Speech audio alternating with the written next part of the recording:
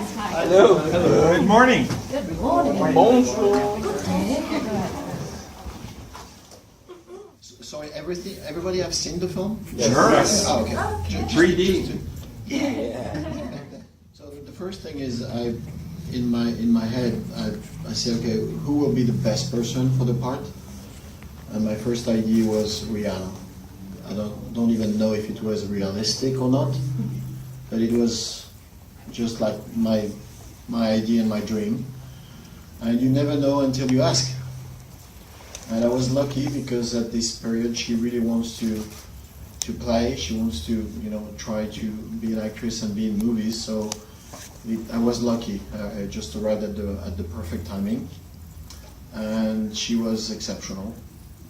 It's very difficult to get her there on the set because she's going 3 times around the world per day, kind of. And but when she's there, the entire entourage is out of the set. She's by herself.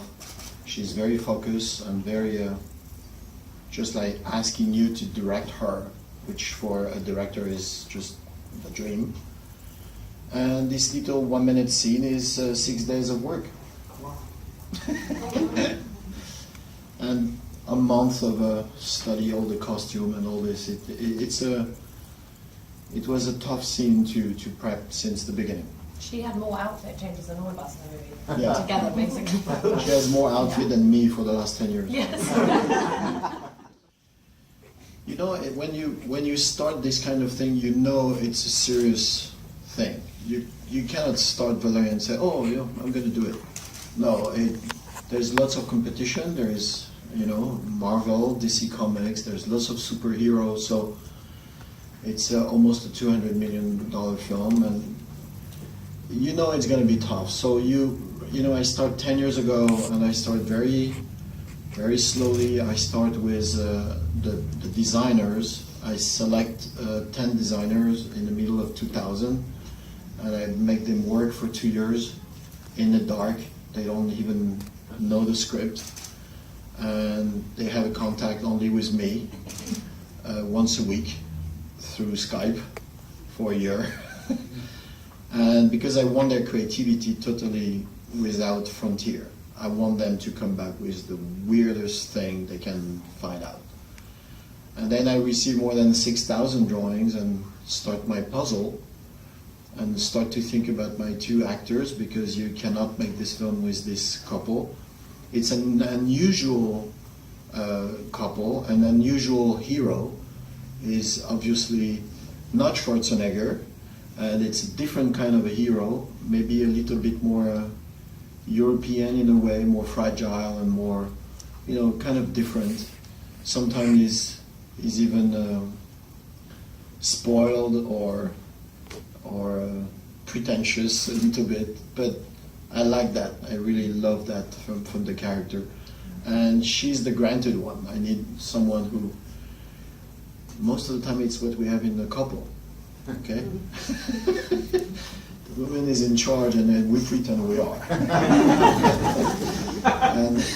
and I really want to have this, I want to have this flavor, like this little tiny story of this real couple in the totally incredible, amazing story in space. So it's very real in something where it is not. And I want the salt and the sugar in the same story, which is kind of difficult. I wrote the script for many, many, many months. It's a true story. When I went to see Avatar one day, my script was almost ready. And I've seen Avatar, and I came back home and I put my script in the garbage, and I start again. Because Avatar just pushes all the limits, and it was just amazing, and I was not at the level. If you have to run with Usain Bolt, I don't mind to be second, but I want to be second. I don't want to be 9. So thanks to Jim Cameron, because my script is much better now than it was, and it was really a long labor of work, like every day, little by little. That's the only way you can win and have at the end something that looks like a piece of art and not just like another film. Or it's made by hand, really, with a lot of love. Yeah, I mean, it was a blast, you know. I think Cara definitely likes doing stunts more than I do. I live for stunts. We would be on wires, and she'd be like, let's do it again! And I'd be like, okay, I think that's good, I think we got it. But yeah, I mean, it was fun. Like, I took sword fighting at school, in like acting school, and I never thought I'd use that, you know. And then when I was handed 2 swords, and, you know, I got to fight with these guys they were on stilts and all that. I mean, it was just a blast. You were so modest about it though, because you were kind of like, yeah, I've done this a few times, and he would pick up these double swords and be spinning them around, kind of like yawning at the same time. I was like, I don't want to cross you at all. But yeah, sometimes it was like a ballet. You know, there was one sequence where I was in just a room full of blue, and the camera was on a cable cam, kind of like, you know, when you're watching like a football game or something. And it was like a 30-second shot where I was just running and almost going through an obstacle course. And I had no idea really what it was going to look like in the end. I was busting over things that kind of looked like this, but bigger, and like up and down the ladder and all that. And it's exhausting, but it's also fun. And, you know, the physical challenge of this movie was you know, something that I really enjoyed, and I really I trained every day for it to make sure I was ready to do it. And yeah, it was a blast. Yeah, no, for me, as Dane said before, I really love doing stunts. Anything that I get to learn during a movie, whether it's, you know, sword work or, you know, not using guns, but in any way where it's learning a new skill or trying it, I'm kind of the first one to be like, sure, kind of dive in head first to it. Yeah, and as Dane said, it was so important to really feel like we were 2 people that could potentially save the world or save the universe. Obviously, so in the physical sense, just doing everything we possibly could to kind of do the best job. And everyone who we worked with, the stunt coordinators, everyone was so incredible. I really would have done it forever. It's so much fun. I'm very proud of them because every morning they went 1 hour at the gym, and on the set they have their little boxes, plastic box with the lunch, the 2 of them in spacesuit with the little box eating on the set. You were very brave. Thank you so much. It was 2 hours. 2 hours. 2 hours. And then Luc would sit on his table eating his beautiful French baguette. The most amazing bread, the best cheese, and me and Dane would be sitting there going, so, I mean, because the food and filming in Paris is an incredible opportunity, but also the food is so good. And when you have to only eat like a piece of fish with the vegetables, that was actually probably the biggest challenge, was saying no to the food. Yeah. Lorraine, yeah, sorry. The thing is, I know the comics since I'm 10 years old, and there's 29 albums, so I really know Valerian and Lorraine very well. So it was more, for me, kind of like I have the picture of who I want, and then to check who can fit, you know, so it was pretty easy. But I must say that both of them, when I've seen them the first time, the first hour of conversation, I knew it was them. And one thing was very important is the timbre of the voice. He has the voice of Valerian for sure, and she was Laureline, except she has to work for a couple of months on her accent because she sounds so British indeed. You've clearly been working on your British accent as well. But it's amazing on the film, you can't tell. I mean, she really worked. It's a hard thing to lose an English-British accent, believe me. And she did it very well. So I knew that it was them. My only fear was to see them together, because sometimes you have one is perfect, the other one is perfect, and you put it together and it doesn't match. So I try to organize the day, because I want to be there, the first time they met, and I organize with my calendar how I can, you know, I'm a director, so I try to organize the thing. And then she called me and say, "Oh, I've seen Dane last night." What do you mean? Say, "Oh, I was to a meeting and he was there." And then he called me. I was not there when they met. I was so frustrated. So I asked them, "So what did he say? How he was?" And he said, "No, he was good. It was fine." And they don't give me anything. So I have to wait a month. To finally to get them together. And honestly, it takes 10 seconds. After 10 seconds, you can tell. You can tell if it match or not. And I was like so happy. I tried not to show it too much at the time, but I was like so thrilled because I was sure about the couple. Sure. I mean, I've been given a tremendous opportunity.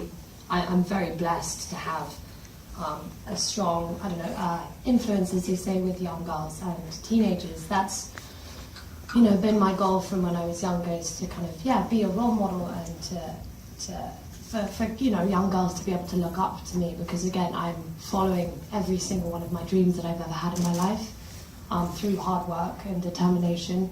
My message is that you can do anything that you put your mind to, as long as you work hard and never give up. So for me, acting is basically what I spend most of my time doing now. We just spent 6 months doing this. Suicide Squad was again another 6 months. The occasional time that I do get off, I do like to do other work, in terms of either modelling or charity or whatever. I can kind of also a break occasionally, which is also important. But acting is always been a dream and my passion, so I'm going to carry on following it. I think it's normal. The way I see it is, I think that in the 70s and 80s, that the movies were totally on the men's side, and it's not fair.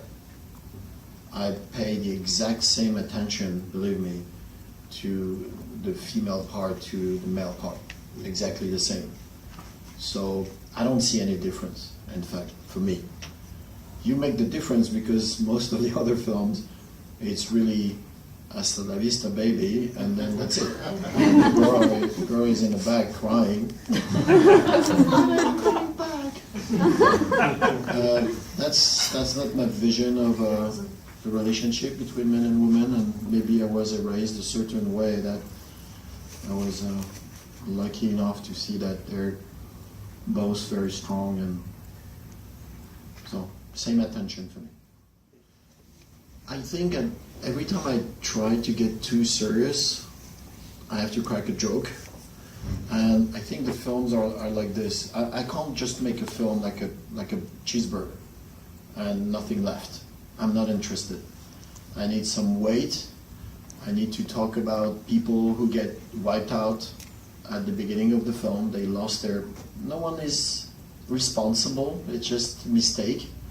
But who's going to pay? And the society doesn't want to pay. That's what we have today. And these people, they say, we can forgive, but how can we forget? And 6 million people died, and then we have no planet. What are you going to do about it? And no one wants to watch it. If I do that seriously, it's going to be very depressing, and no one will go to see the film. So I love to talk about all these things, and talk about ecology, and talk about immigration and all this, with a little smile and having fun in the same time. Because I think at the end of the day, you watch the film and you say, oh my God, we have fun, it was incredible, but something left somewhere, and especially for the kids. I'm going to tell you a story. I did a film a long time ago called Arthur and the Minimoys. It was for the kids, it was an animated film. And it was basically talking a lot about ecology. And then a friend of mine called me and said, oh, thank you so much. Now my kids refuse to walk on the grass, and they are on the wall around the property because they don't want to walk on that. And I said, yes. Because the kids are like sponges, and so all the subject we have in the film, even if it's not the main thing, the kids who are going to watch the film, they're going to think about Rihanna being, an immigrant, not being able to be almost like being a slave in a way. So, you know, I love that. I love to talk to the kids like this. Because if you talk to them straight and say, you know, immigration, it doesn't work. But maybe this way we elevate a little bit the consciousness of the young. The young. So that's what I love to do it this way. Yes, sir. Right behind you. Morning. Dane, in Cure for Wellness, we saw you trying to escape these slimy, creepy, snake-like creatures, and here you got all sorts of crazy creatures chasing you. You just can't seem to get away from them. Sorry, what's the question? Is this a theme from here on out? Are we going to just see you in these types of movies? I mean, look, I don't see many parallels between this movie and Cure for Wellness. To be honest, and that's kind of what I like to do in my career, is all different kinds of things. You know, in my mind, you couldn't find two more different movies. This movie, I've never played kind of an uncomplicated hero. You know, that was extremely fun for me, and it kind of brought the joy of the work back. It made me remember why I do this, to have a good time and to have fun, and I don't always have to be torturing myself. Although, you know, there's a time and place for that, but it's nice to take a break, and it's nice to be a part of something that is artistic but is also fun and there to entertain and there for everybody, and there you can bring your kids or you can have a couple beers and go and see it, and it's just kind of there to sit back and enjoy, you know. And I mean, that's what's exciting about this movie for me, because it is a departure from things that I've done in the past. Who wants to start? I think it took 2 months, right? Yes, 7 weeks, yes. 7 weeks, yeah.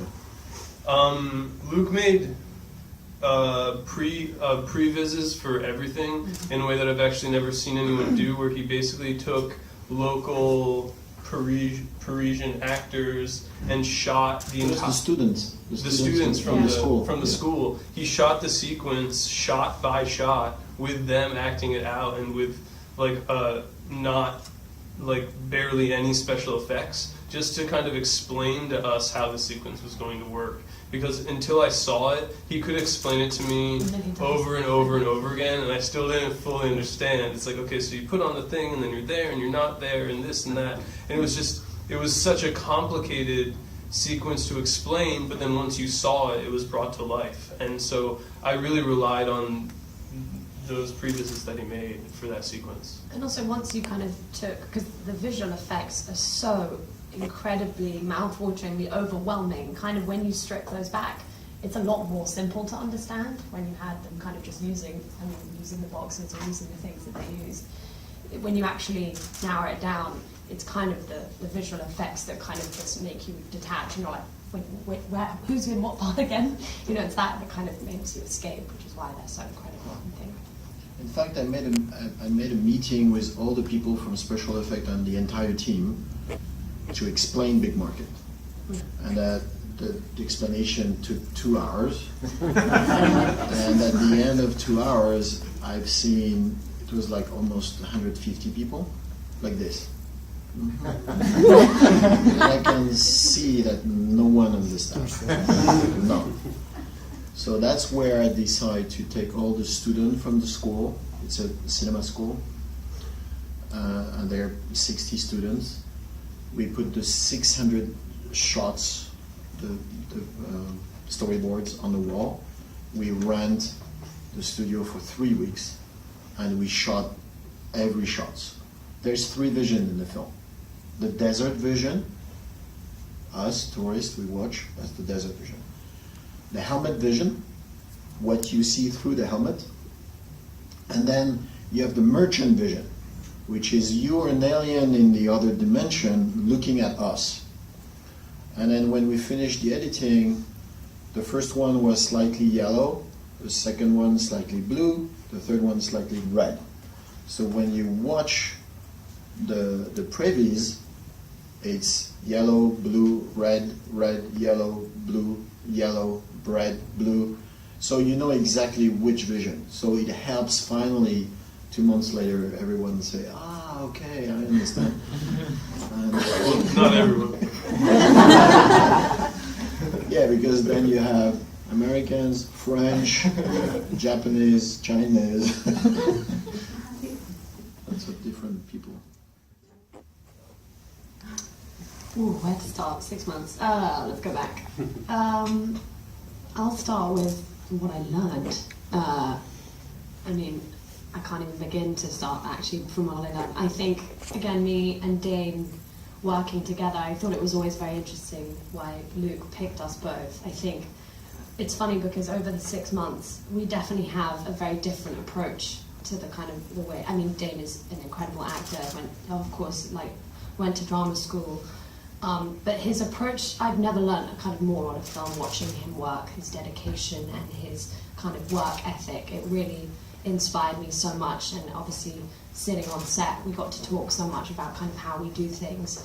And I think for me, I kind of reminded Dane how to kind of laugh and to keep it fun and light, and also because we were so lucky on set, we got to, you know, have 5-day weeks, we didn't get to do night shoots, so we got to have a lot of spare time, we kind of got to explore the movie, the characters, but also Paris as well, which was so nice.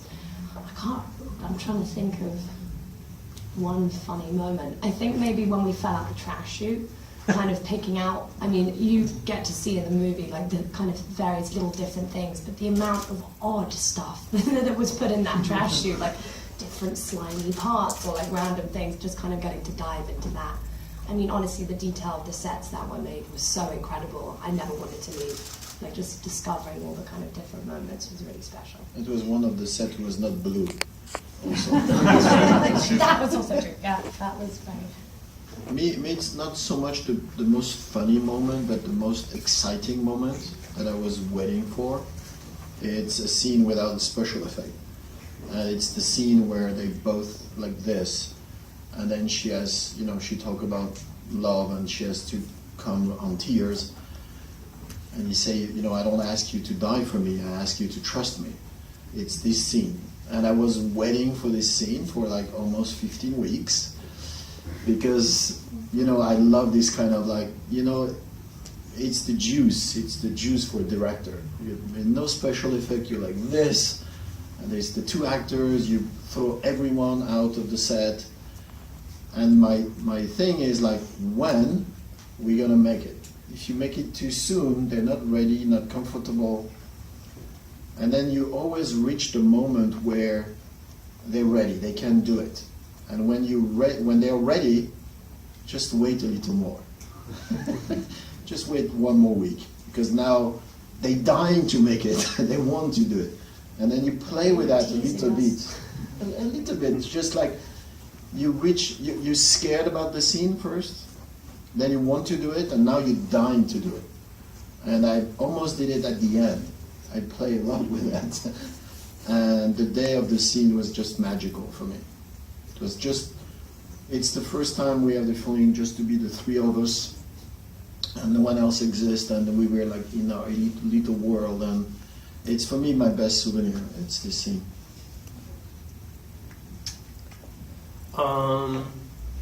Yeah, I mean, look, I feel like I learned a lot from Luc and from Cara making this movie, and a lot of it kind of just goes back to what I said before about, you know, going back to why we do this. And I watched Luc every day on set, having the time of his life, making the film he's wanted to make his entire life. And he would give me the biggest hug every day I stepped on the set. You know, and I have this tendency to just take myself too seriously all the time.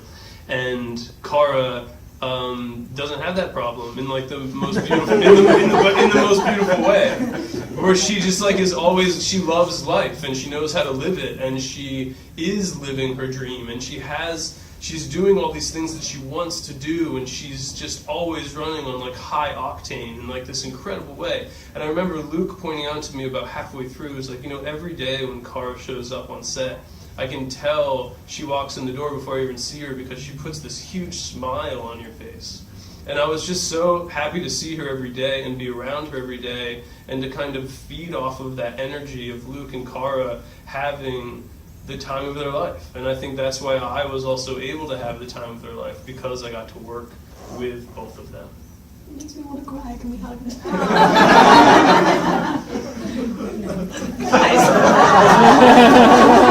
That's what I mean. That's what I'm talking about. Well, that's a perfect note to end on. That concludes our press conference this morning. Thank you all so much for coming, and thank you so much to Dane, Luc, and Cara. Thank you.